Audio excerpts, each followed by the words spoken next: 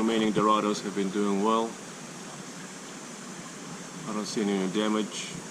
It's probably been about 10 days since I started feeding them 3 times more, and they stopped killing each other. But I'm pretty sure they do nip the pelvic rays on silver arowana up above, because most of them have the rays pretty trimmed. Should be that long as on this one. And they also have been nipping the 2 goldfish. So we're gonna have to catch them and move them behind the divider.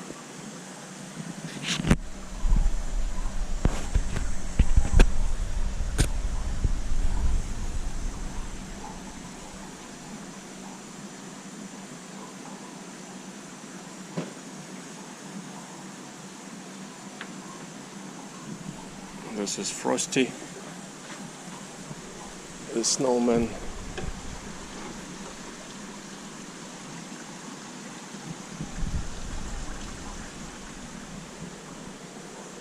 And Patches.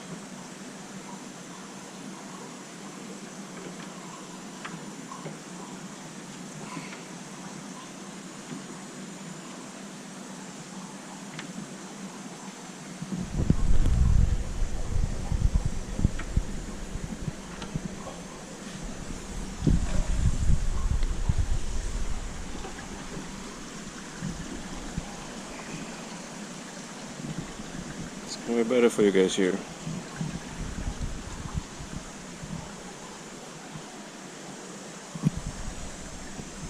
Okay, I hope it's not going to be a cause for the little dorados to start attacking arowana more.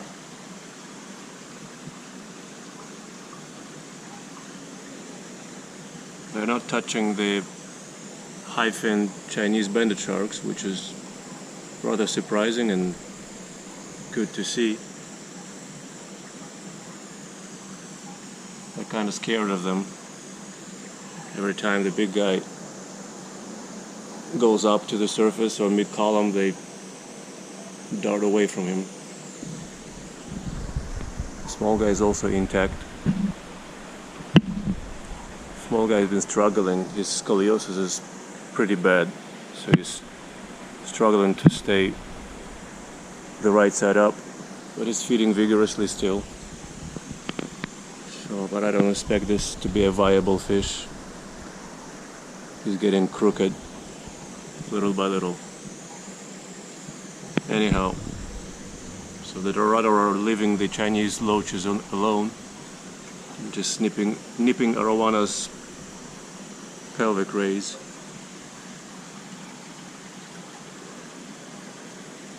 As well as the goldfish.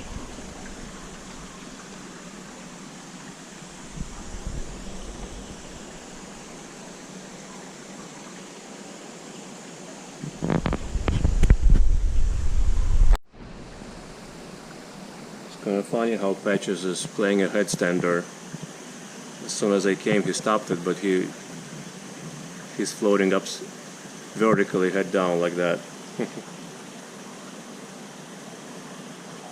think he adopted this when he was behind the divider, getting nipped by the dorado. Frosty is more relaxed, even though he got his tail trimmed pretty good as well, but he was much more outgoing and eating from the surface and from the bottom, while Patches was all stressed.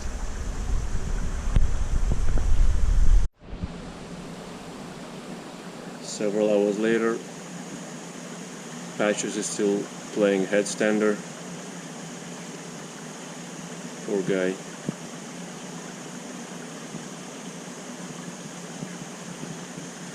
Frosty is doing much better, but also tethered.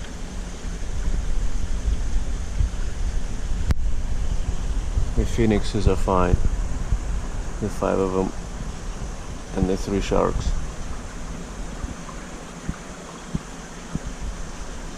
I actually stopped feeding this section almost a week ago. They get enough blown over because the current runs them right into here, and some of them make it through this insect screening just enough. Their tummies are still very full, so enough gets blown through crumbs of the pellets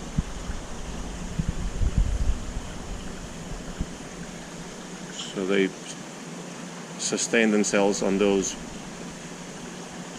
quite well.